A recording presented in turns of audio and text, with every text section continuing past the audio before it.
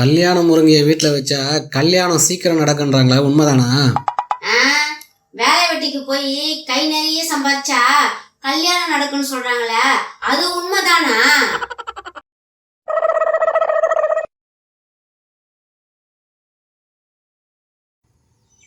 என்னப்பா ஆளு ஒரே டல்லா இருக்கிற?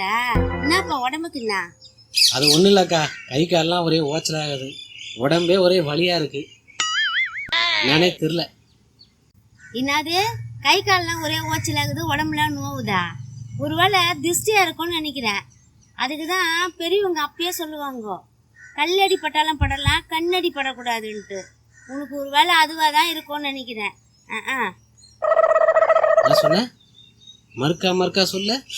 அதான்ப்பா, கல்லடி பட்டாலும் கண்ணடி படக்கூடாதுன்னு பெரியவங்க அந்த காலத்திலேயே சொல்லி வச்சுட்டு போயிருக்கிறாங்க. அதை தான் நான் சொன்னேன். அப்படியா? ஒரு நிமிஷம் இரு வரேன்.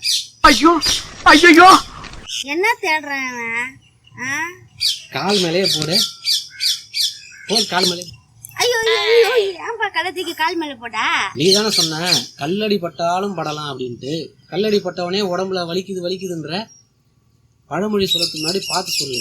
கல்லடி பட்டா வலிக்குதுல்ல. அதே லூசு போயில, பெரியவங்க சொன்னதுதான் நான் சொன்னேன். நான் என்ன புதுசா சொன்னேன்? கல்லடி பட்டா வலிக்காம இருந்தாலும் டைலாக் சொல்லணும். கல்லடி பட்டாலும் வலிக்கும். என்ன கண்ணடி பட்டா யாருக்கும் தெரியாது, ரத்தம் வராது, அவ்வளவுதான்.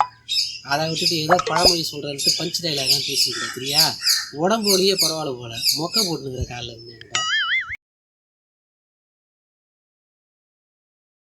காஞ்ச பட்டாணி போட்டு குருமா குழம்பு வச்சா அடடடா 2 வாய் சாப்பிடணும் போலயே இருக்கும். யாரு வச்சு தரத்துக்கு இருக்கா?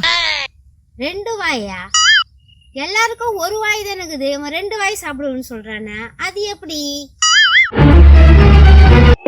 இதுகிட்ட போய் சொன்ன பாரு, இது சாதாரணமா தெளிவா பேசும், கலாய்க்குதா இப்ப என்னது?